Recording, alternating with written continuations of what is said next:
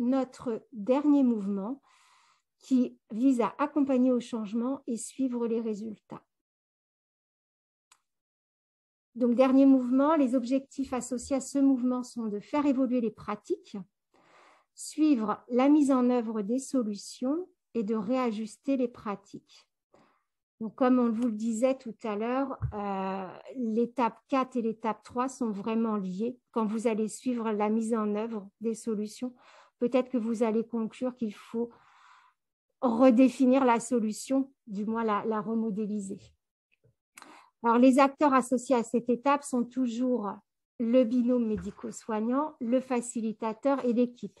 L'équipe, là, elle n'est pas représentée, mais elle est toujours là. En tout cas, le binôme médico-soignant, il est bien à l'interface entre l'équipe et le facilitateur.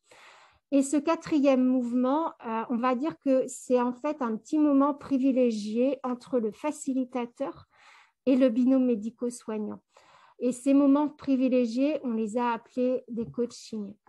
Le facilitateur va coacher, si on peut se permettre, le binôme médico-soignant. Il va de fait suivre les freins et les leviers à la mise en œuvre des solutions. Il va prendre la température de mise en œuvre de ces solutions et puis il va établir des préconisations.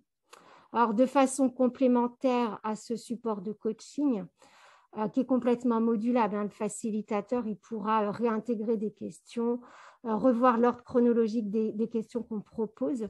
Mais en tout cas, de façon complémentaire, on met à disposition un certain nombre de supports de communication.